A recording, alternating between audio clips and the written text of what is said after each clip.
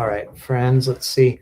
We'll let everybody kind of trickle in here, and then we'll get started. We already we recorded our session with Ryan Blaney out on the front stretch, so we'll add that to the first part of the audio version, and then we'll just go from there. So we didn't guess on the was it a good race poll yet, so we'll save that for a little later in the episode. But anyway, hopefully the chat works. I don't know, hopefully our Wi-Fi works. Can you guys see us okay? Let us know in the chat, because we've had some Wi-Fi issues here this weekend. So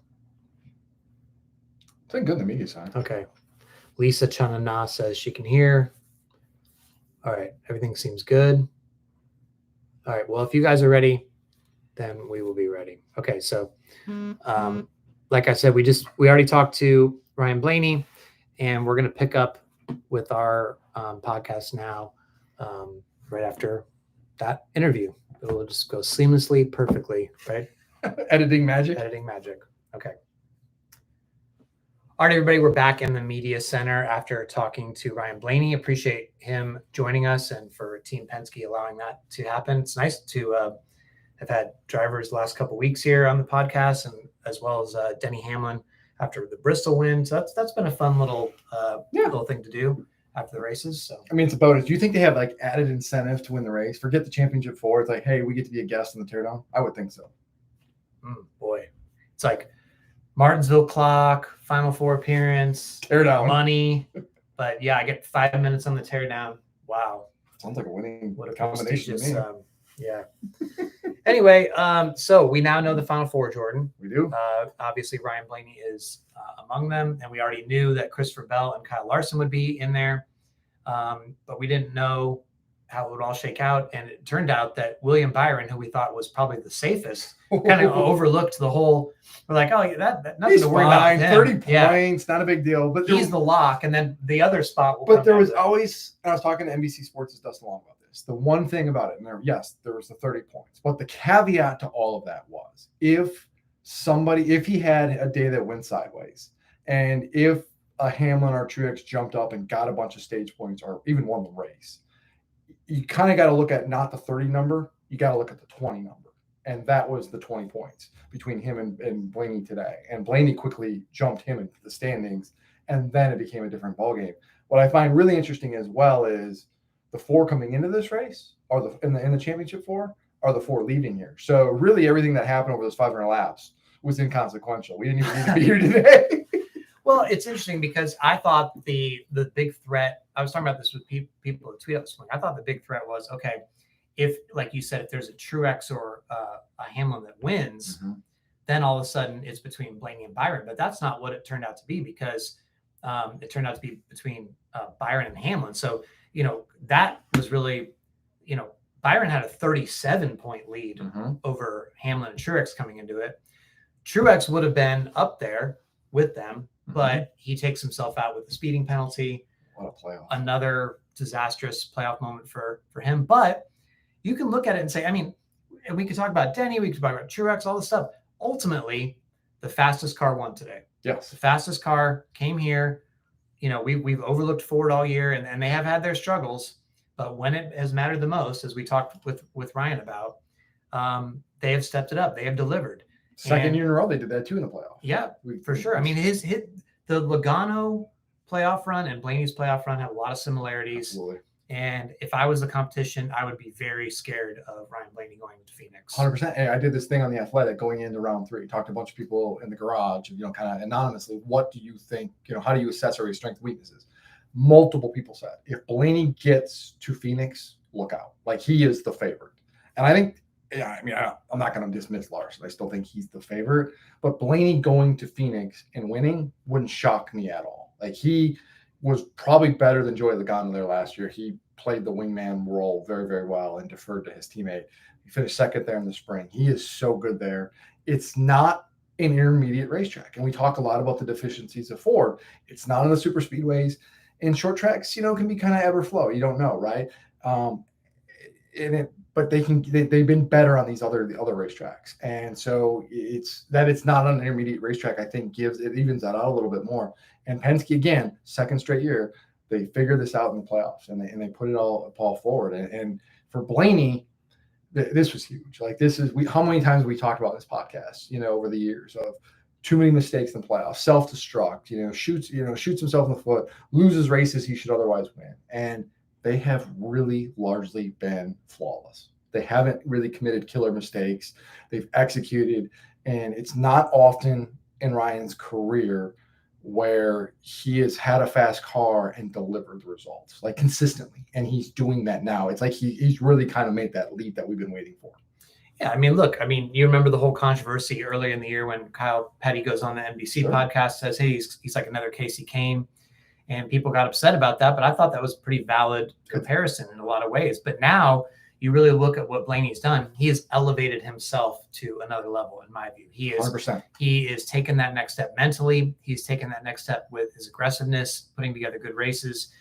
And the reason I brought up Truex earlier is because even with that speeding penalty, I don't think it matters what Truex runs second or third. Yeah, he didn't have the same speed as the 12 and the 11 today. Like he was. Well, I don't think the 11 had the same speed as the 12. No, but I think the difference there, Denny was willing to do whatever it took. Like if it became a late race situation. I mean, you're saying if they got another caution. Yeah, another caution. I mean, Denny was gonna put the bumper to whoever, right? I don't know if Truex would have done that because that's not who Truex is, and that's not how Truex raced. Maybe Blaney would have given it back based on maybe Blaney would have given a chance, but if he had the opportunity though. But you don't know. I mean, you don't know if you get if there's a late race restart and those two on the front row, they're slamming doors. But it's not just like Hamlin's moving Blaney out of the way and Blaney's like, oh well. No, but my point is though, if he moves Hamlin or if Hamlin moves Blaney may lose multiple spots. He may not be able to get back to the 11. So you don't know. And I thought you made a really good point. You talked about Blaney's edge. And I think that is something that we saw today. Like he is a very clean driver. He's not somebody who gets caught up in this stuff.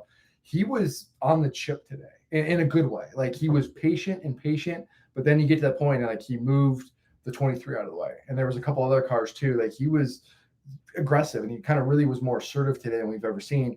And it would have been really easy for him when he was racing Denny Hamlin there in that middle part of the race to say, well, let the 11 go.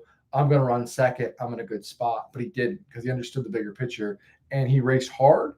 He raced aggressive, but he raced it kind of in a smart way, if that makes sense. I think there's something really satisfying to watching these young drivers come in and you see, and Blaney and Byron are very similar in this way, where they get a win here and there, and you think, well, maybe there's some potential there, but I'm not sure what it is. They don't seem to be there yet. They don't seem to take that next step, and you're like, okay. And then you watch them develop, and a lot of that comes through setbacks, right? Like Blaney's mistakes, like he's talked about. Okay, well, how did he react to that? He didn't get in his head and say, I'm a guy who always makes mistakes. I'm just always going to make mistakes. I'm always going to choke something away. He said, okay, how can I fix that? Right. And now you see the benefits of that. Byron, right? Like he was, people were like, this guy, he's a kid. Like he's not, does he really have the mentality for this? When he was paired with Canals and stuff like, does he have the toughness, the mental toughness? And we've seen time and again with Byron this year where he stays in the race. He has the maturity to be level-headed and not get ranting rattled. on the radio. No ranting. So many drivers lose it and it spirals their day. It's full of F-bombs and this and that, and it's like they're down the hill. And I think Kyle Larson's another guy to throw that list. And you see them develop, and you say, wow, because once they get that level, there's no going back. If you achieve that level of mentality in sports, and again, I think it's not easy. Not everybody. Some people never get there. Right? It's the difference between being very good and great. Yeah. And Byron was a perfect example of that today as well, because he said that he was his helmet, he couldn't get his helmet cooled. And he said it was basically hot air, like a hairdryer, like blowing into him all day.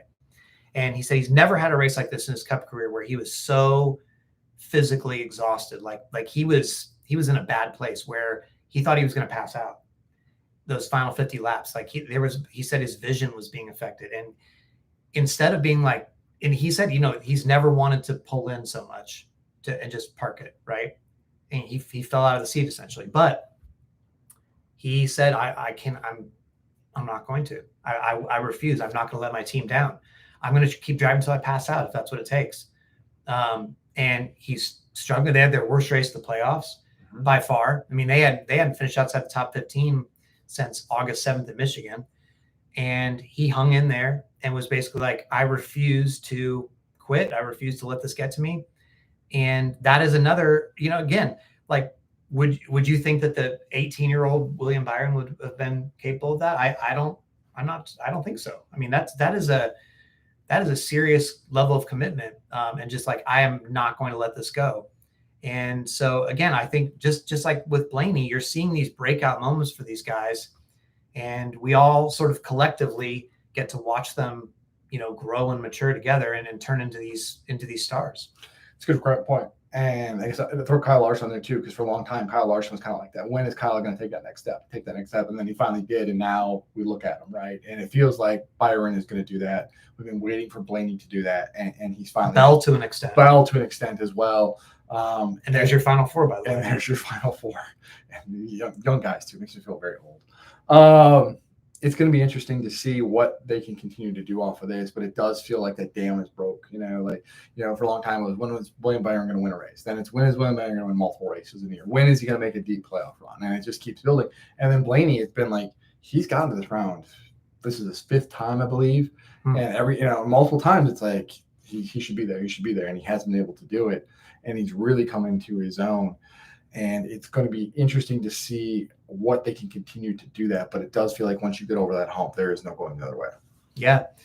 And, it's also, this sort of heralds the arrival of the next generation in a lot of ways, because here's a year where Kevin Harvick is retiring. You have 2 of the favorites going into it were guys who were in their early 40s, Martin Truex Jr. and Denny Hamlin. And they end up not making it. So not only is one of them not going to win the championship, but they're not even in the Final Four. We know that a young guy, I think Larson is 31, and he's the oldest of the Final Four. William Byron is still only 25, if you can believe that.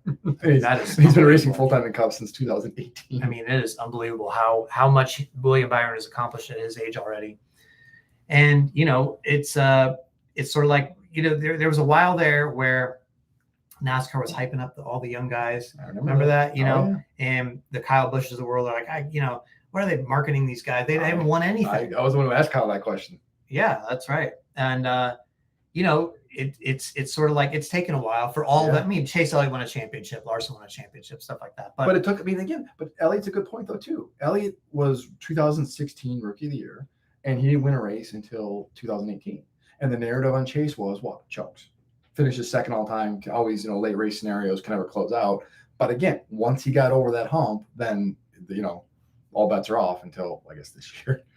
Yeah. I mean, you have to, you have to run up front enough. You have to, it's one thing to have fast cars, but you have to figure out what to do with them. It's almost like you have to figure out, you find a way not to lose. Like you have to go through all the ways to lose races. Yeah, I think that's very true. So now here we are left with a very young Final Four. I think the Dr. Deandra, who does the sports for NBC, does some pieces for them. I think she said on X that this is the youngest championship forever, which is not surprising because there's always been some sort of a veteran. Yeah, I mean, Hamlin. I'm not trying to call Hamlin old, but I mean, he's the one of the older guys. Yeah, Harvick, Hamlin, Truex, Kyle Busch. Yeah, I mean, those are the guys that we've seen a lot of. Yeah. So, sort of the new era is here, and we'll see what happens next week. I mean, I don't know if you want to say this already in the podcast, but do you want to give your championship pick? Are you ready to say who you think will win it all? I think the 24 team has been good, but they haven't had the same level of speed these past few weeks, and they've managed to grind it out and get decent finishes. That's great, but I don't think that's going to work at Phoenix. You can't be just good. You've got to be great. You're going to have to go there and win the race. I like the 20 a lot. He was my pick at the beginning of the year. I could see him winning it, but the 5 and the 12, their track record at this racetrack, to me, I think is going to be the difference. Larson, to me, consistently, body of work has been better and you know what you're going to get out of that team. They really don't have off weeks. You know they're going to show up fast. So at the end of the day, I think it's going to be Larson. I do think Blaney's going to be the mix. And again, I wouldn't be shocked if he leaves with the championship. I'm going with Blaney. I think it's the hot hand right now. And Hendrick's performance overall today as a group on the short track. And again, is this the same as Phoenix's track? No. But there's some elements that are similar.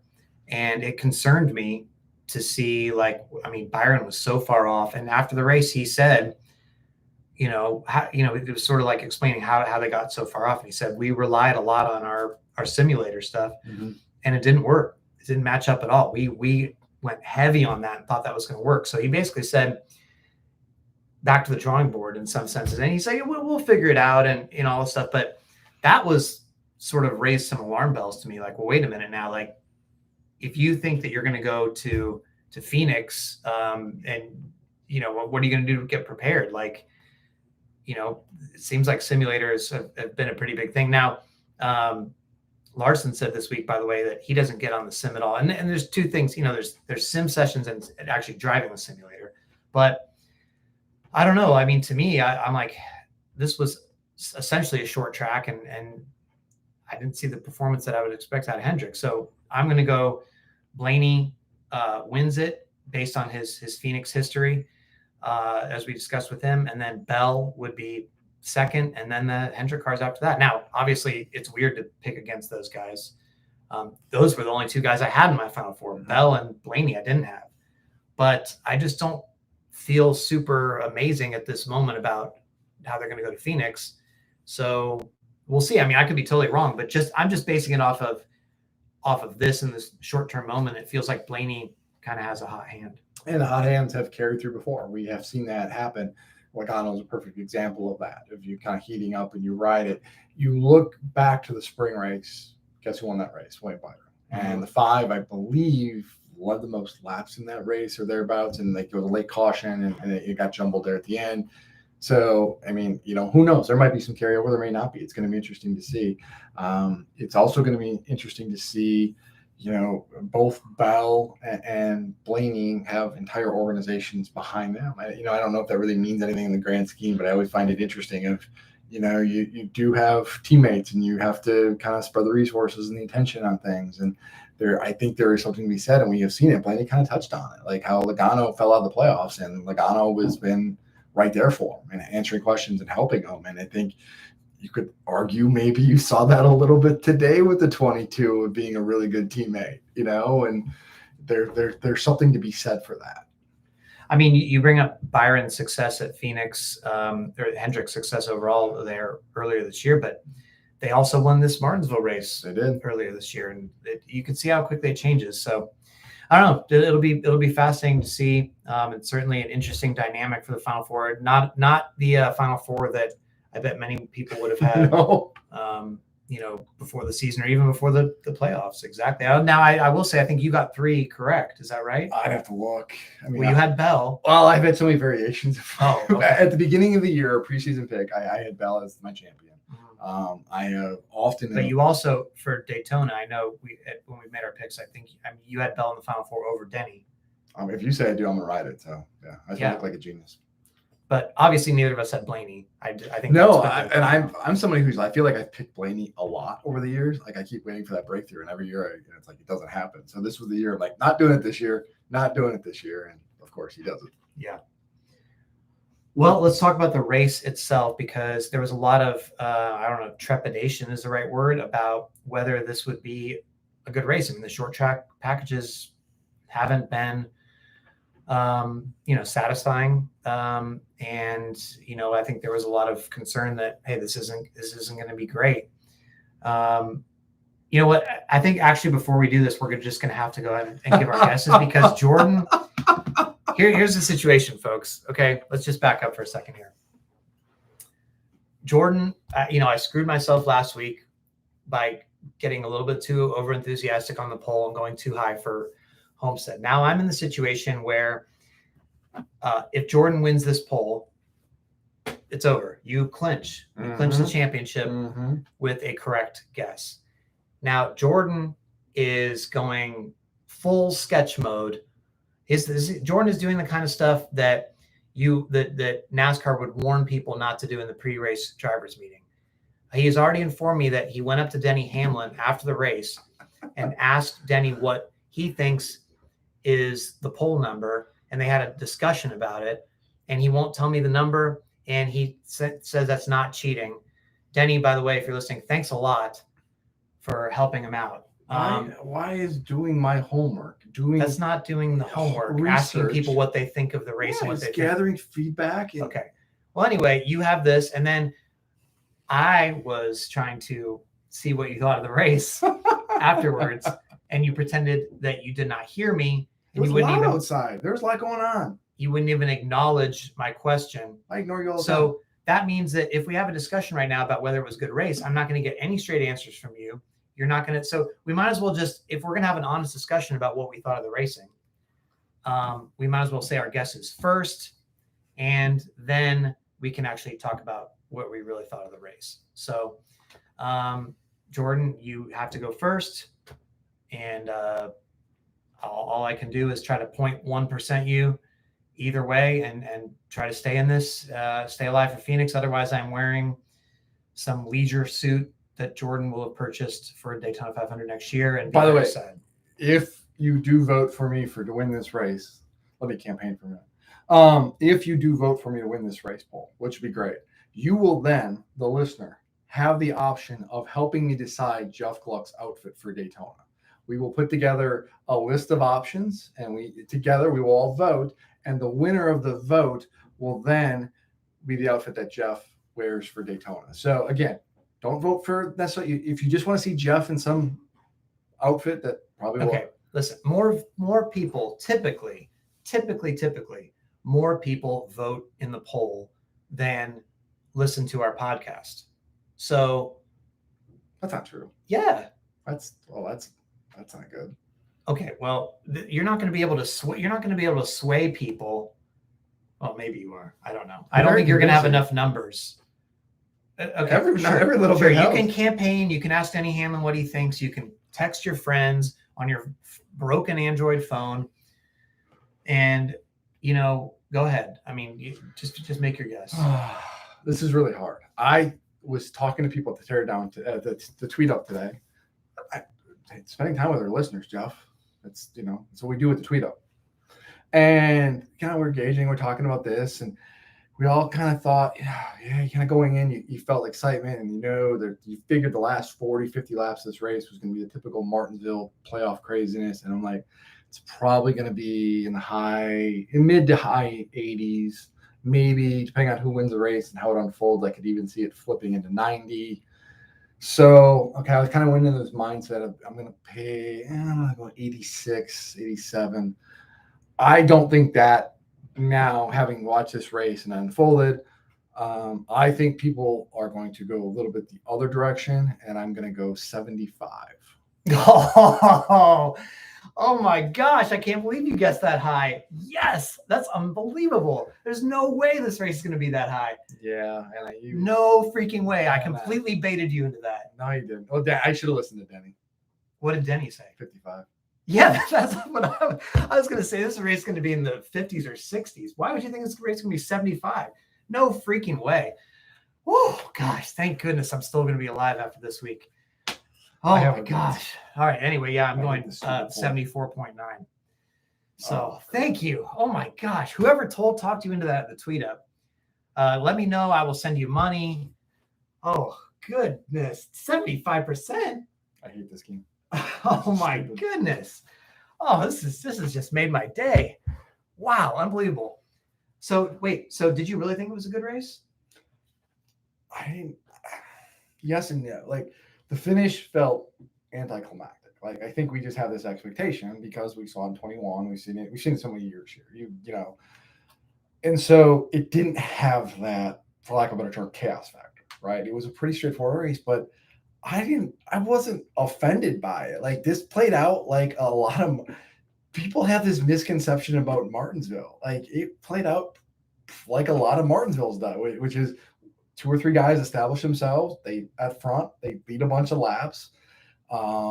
Was passing easy? No, but we did see guys make moves. Blaney made moves. Truex came to the field. Like it, I wasn't offended by it. I mean, it's not a race we're going to remember unless you're a Ryan Blaney or a Ryan Blaney fan. I don't think you're going to really remember this race. But I wasn't turned off by it. Now, it didn't have that moment at the end, and it would be interesting if we had gotten the caution. It's like 50 to go, and that's just going to set up caution.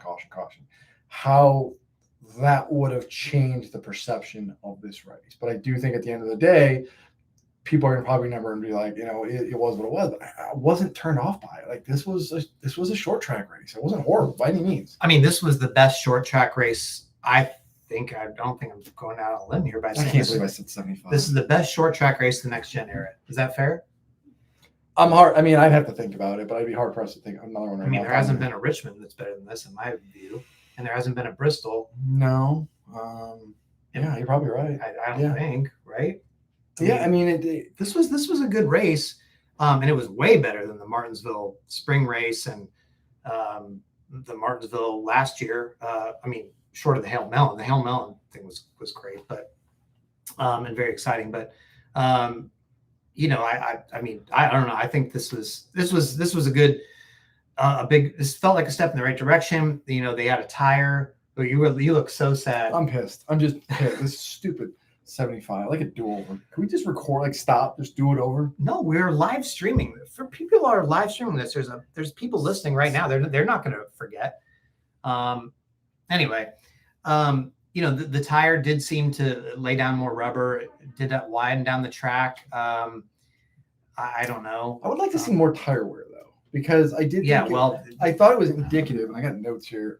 There was a caution in stage one. That first caution was like something right after lap 100, right? And all the leaders stayed out. In years past, pre-next gen car, you'd get kind of a jumbled up. You'd get some guys who would pit and other guys who'd stay out, but the tire wear mattered. And the guys who pitted, you could see them come up through. And it was almost like I won't say no-brainer decision, but it was like, we're staying out. And I think because it didn't feel like there was a lot more tire wear. We needed more tire wear. I think that would have been the difference today. That would have changed the complexion of this. Well, I mean, correct me if I'm wrong, but on that last pit stop to go for that run, it went 167 laps, something green like that, to the end, yep. Something. There was some no tire calls. Yep, there was. Right? There was quite a few guys that took no tires. They took fuel, and then there was 2 tires, and that all worked, right? Mm-hmm. So, I mean, how many laps were on some of those tires by the end of the race? Yeah, and sorry, really quick. So not only did right after the 100 lap mark, if only none of the leaders pitted, right? They didn't even pit at the stage break then, which is why, because you don't see that, right? That's what I have in my notes. Yeah, and I mean, I didn't see the leaders do that, and so that to me is indicative. Like there's no tire wear. Like that's what you need to kind of differentiate things a little bit, especially over a long run like that. Yeah, I mean, it's obviously a work in progress. I don't know. I thought it was going to be. I guess my expectations. I thought it was going to be a worse race. So I guess I'm sort of.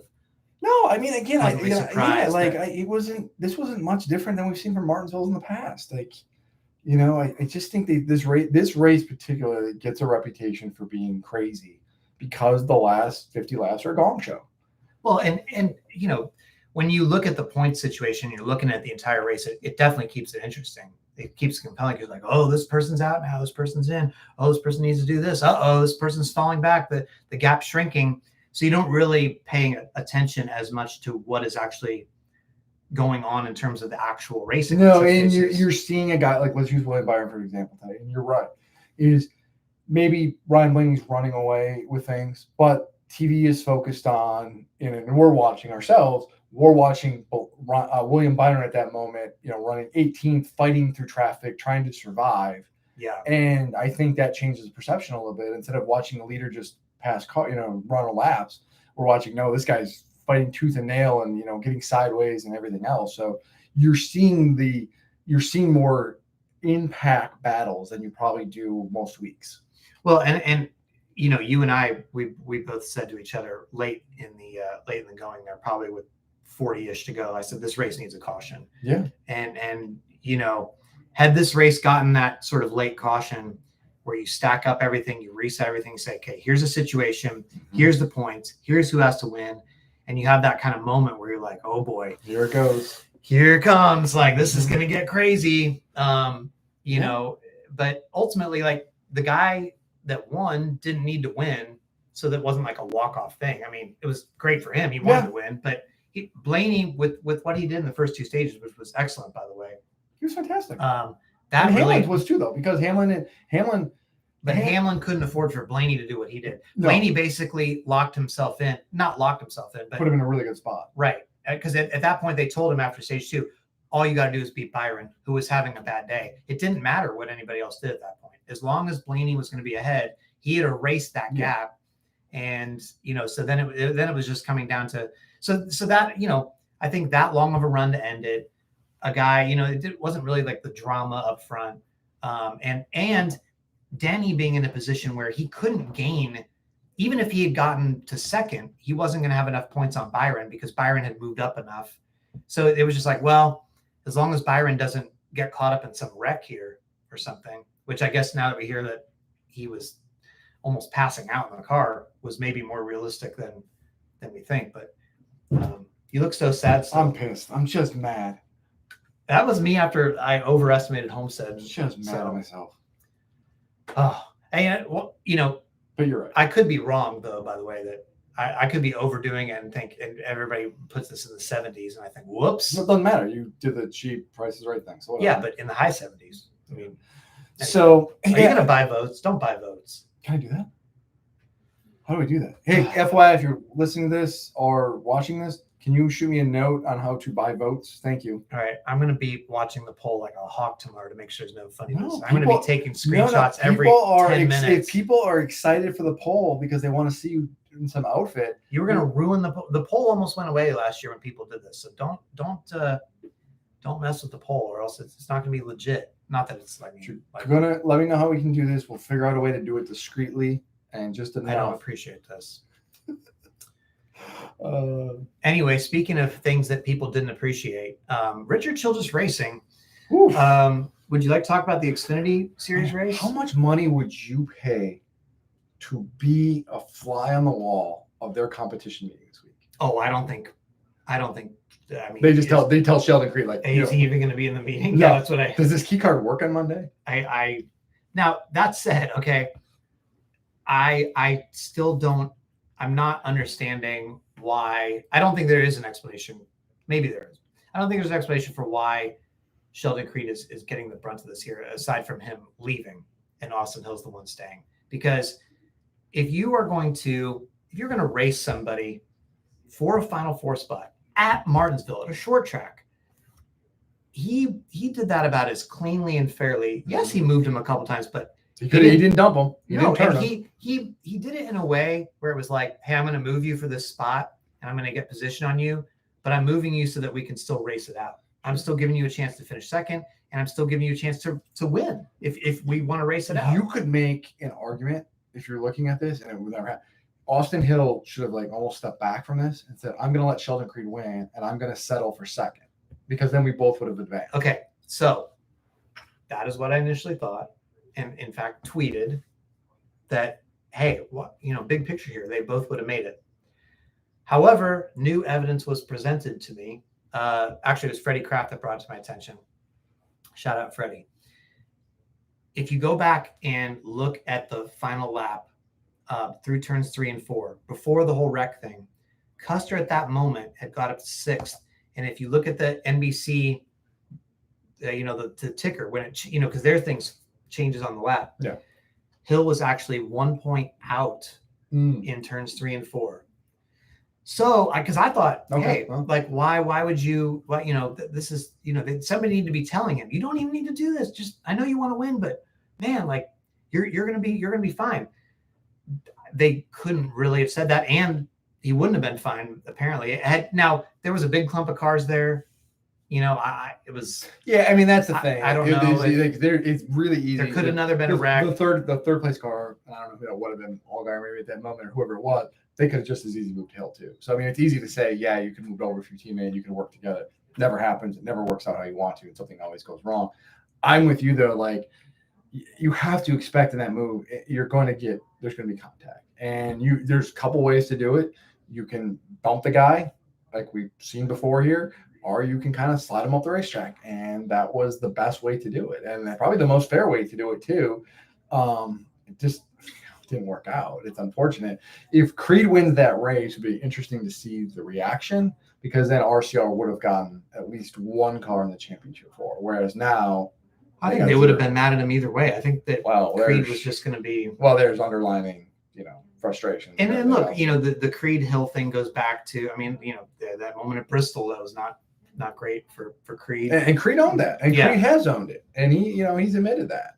But I just think that, I don't know, it whenever somebody's leaving, we've seen it with RCR where they don't take kindly to people on their way out. I mean, there was the whole Reddick thing, and the timing could not possibly be worse. If I recall correctly, when Harvick announced a year early that he was leaving, right? Yeah. That was, well, then they had the run in here at Martinsville with the Austin and Ty are on the racetrack, one of the two, Dylan's, and it got ugly there. And so, yeah, I mean, there's some hurt feelings, and Creed was very candid about that post race last night, and like, hey, I'm kind of paraphrasing here, but he feels like Hill's kind of the favorite son. Like, Hill gets the breaks. They put all the emphasis on Hill and not him. And he definitely feels like he's kind of been, even before he was announcing his decision, if he kind of sort of, again, paraphrasing, felt like, there's a favorite child there, and it's not me. And that sounds like it factored into the decision. Well, I just don't, I end up feeling bad for him, because then when Richard Childress tells Dustin Long, I've had a lot of people drive for me, but this guy's the stupidest. Yeah, that's driver I've ever had. I mean, John West Townley drove for Richard Childress, so you're not touching that one. I'm not going down that road at all. I mean, the John West Townley is, for a lot of reasons, on the racetrack and off the racetrack, not very smart. Let's just leave it at that. Okay. I think that's the best way to say that. All right. Well, anyway, so I just think, I don't know. Look, we as we sit here Sunday night, we haven't heard anything to the contrary. But does Creed race that race next week? Does RC pull him out of the car? Are they that mad? Does he finish out the season with them? I don't think so. I mean, it did. You don't think? I think Creed is in the car next week. Okay. I think it crossed my mind, kind of yesterday a little bit. And I kind of had a general conversation with a couple of people about it, but the negativity that would bring, the blowback it would bring. That would be such a bad. I think you end up going. I don't really think people are siding with Hill or Creed in this. It just kind of, it is what it is. But if you do that, you probably are going to lose the PR game a little bit. And what's the point? There's 1 week left. Like, right, just ride it out. This is going to die down by midweek. I mean, well, and not to mention the fact that he didn't do anything. I don't think he did anything wrong. Well, there's that too. People think that he brake checked Hill. Yeah, and I think Hill's tweet was a little bit indicative of that too. He said the brake check thing. To me, that's smoke of a driver who saw the tape, obviously, and probably realized kind of what we talked about. Like, okay, it wasn't like he could have done me and he didn't. Yeah, Hill sort of tweeted afterwards, like, hey, I'm actually not mad at. I understand why he moved me, but he brake checked me and that. So let's talk about the brake check thing, because I received some SMT data that showed that Creed did tap the brakes, or there's some brake traces in turn 4, basically, when he suddenly slows down. He had said that he kind of got in the oil there, because the track had a lot of oil on the track. And then there was also sort of like a explanation of, a lot of people on who posted on X thought that, well, the way he came into the corner, because Hill doored him, and he, had a really shallow entry. So the only way he was going to make the corner was to hit the brakes there. Now, since I tweeted that about like the SMT data, then a lot of people, I thank you for people in the industry that point this out to me and educate me on these kind of things. So the Xfinity series doesn't have, as we knew this part, they don't have the actual SMT data. Theirs is based on GPS, because they don't have the thing in their car that supplies the actual brake and throttle traces. So theirs is a GPS, it's assuming what is the lap time. So, but I had asked somebody, well, but does that mean if there's a brake trace on the SMT data, does that mean actual brake, or could that just mean it slowed down and the computer thought, well, he slowed down, so he must hit the brake? I was told first that no, that is actual brake. And then I got told by two more people, no, that could be that they're assuming that was brake because he slowed down so much. So it is possible that he could have potentially slipped up there or whatever. It did seem like he slowed down. But you hear other people think that, hey, he did try to get on the brakes a little bit there because he was trying to get a bump from Hill from behind. He thought Hill was behind him. So if he gets a bump there, if he kind of parks in the corner and gets a bump, he goes straight off. And he didn't realize that Allgaier was going to be coming to the inside. And then Allgaier was able to sneak there, and they drag race the line, and he loses. But so I don't really think we have a definitive explanation on whether he brake checked. But that is literally the only thing that I could even pick at, because, again, if you were going to say, how is the best way for your teammate to race you at Martinsville on the last lap for a Final Four spot, I would think that is totally fair, and that is it. And he didn't do anything that, the Ty Gibbs situation, we were sitting in the same room screaming about it last year. So, I just don't find any fault with it. My big thing is you shouldn't tweet before you have all your facts. You tweet and then gather all the facts. Well, no, that's you're very emotional Twitter. I don't want to, have it wrong for sure. I'm giving you a hard time, by the way. But I think that my basically what I was trying to say about, hey, Creed didn't, wasn't at fault here, didn't deserve this kind of thing, was my point. If I didn't say that well enough, or no, but you're right. I mean, it's like he's got to race for the win, and at some point you do have to separate the fact that is my teammate, and you have to kind of separate it and say, I got to do what's best for me and my guys on this car, and I can't worry about hurt feelings and what's going to happen on Monday. And Creed handled it, to your point, handled it as well as he could in that situation. He could have been a lot more ruthless, a lot more cutthroat, and he did. Who's your pick to win the Xfinity Series championship? John Nemechek. And why is that? He's been fast all year. They've had a lot of speed. They do a really good job of executing. They need to make sure they get through qualifying, though. Like, that has been their bugaboo the last few weeks. They've had issues, and they've had to start in the back and then come back. A lot of speed in that race car. He's got experience in this kind of race. I think John Hunter is going to really. I think he's going to go there with a team that has got a lot of experience and good in these situations and get that series championship. I am going to pick Justin Allgaier. Basically, I haven't had the chance to go through it yet and look at everything, look at all the numbers, but I just feel like I associate Justin Allgaier with being really good at Phoenix. Mm-hmm. And the momentum that he got from making it, sure. Again, with the sort of the hot hand thing. What about Sam Mayer? Sam Mayer? Yeah. I mean, hot hand? Yeah, but certainly didn't have a clean race, the other night. So, yeah. Sorry, I'm dying over here. Oh, sorry. I'm choking on my bed, pick on the pole. Yeah, that is a choke. It'll be interesting. How about the truck series? What are you thinking there? And again, I haven't looked at this either. I'm just kind of winging it, but I mean, your hot hand theory would mean Kosovar, right? Like, he really seemed like he's been coming into his own. Though today did you see what he did the 54? Yeah, was that intentional? It looked he swerved. I mean, the in-car camera I saw from the trailing car, that he did the turn right thing. Like thought he was done with that. Earnhardt said this, Dale Jr. said the same thing on the podcast, because they are on the broadcast. They talked about that of like, hey, maybe it was Burton, but somebody on the NBC broadcast talked about that of like, hey, we thought he had gotten over that. Like, this was a flashback to kind of his previous form of those moments. And their point was, you can't be doing that at the Cup Series because you're going to get it handed to you in a hurry. And so it was an interesting thing. I'm going to give him a mulligan on this one. It's Martinsville. He's a rookie. They struggle here, bad days. It's frustrating. I don't know anything that preceded it, but it was not a great look. On the Truck Series side, though, he has done a really, really good job. It doesn't matter where they race; they've had a lot of speed. They've executed. He isn't making mistakes, and it just feels like since all of the issues, like really going back to the spring here, when it really kind of hit the bottom point, he has really been a different driver. So I do like him. But don't overlook Corey Heim. It's really easy to do that because he's not a flashy guy. He's not somebody that does these things. The guy just goes out and knocks out good, strong finishes on a weekly basis. Yeah, I was going to pick Heim just because I feel like they're just going to be strong and fast. Mm-hmm. And you don't, like you said, you don't hear like a ton about him. There's not like a lot of hype, a lot of flash, but they just sort of get it done. Yeah. Now, I also wouldn't mind a Ben Rhodes championship press conference again, by the way. I'm all for that.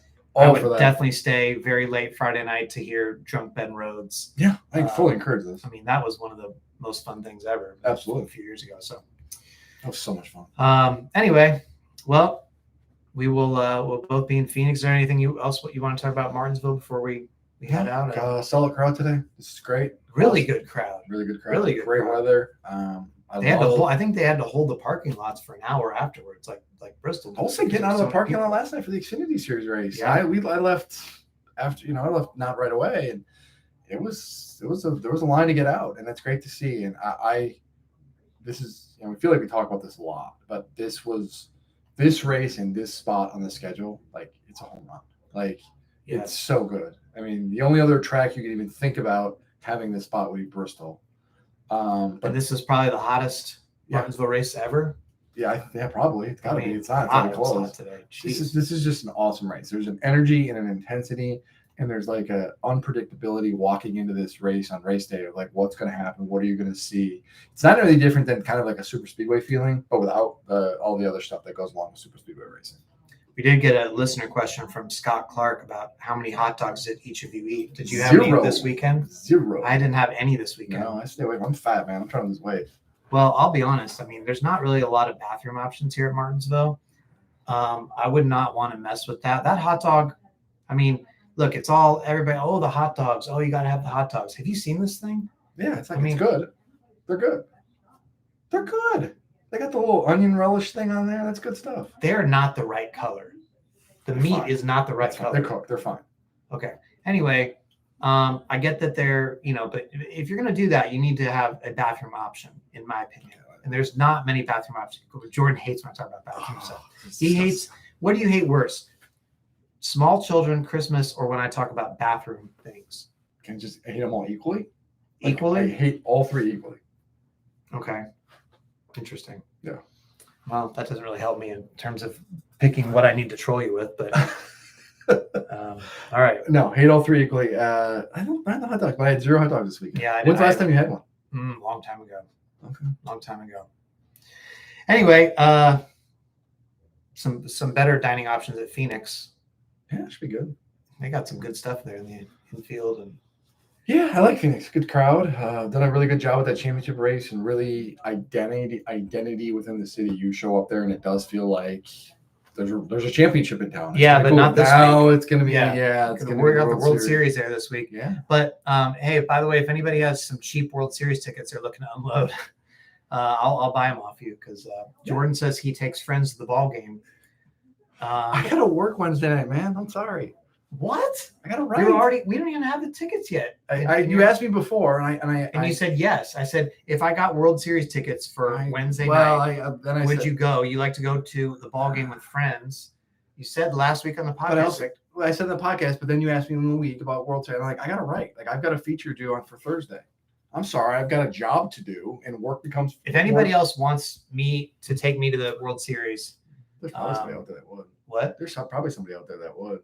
I mean, I'm not saying I can pay the $600 is the current get-in price. I can't do that. But if somebody has affordable tickets, let me know because Jordan's not going to go with me. Apparently. I got to work.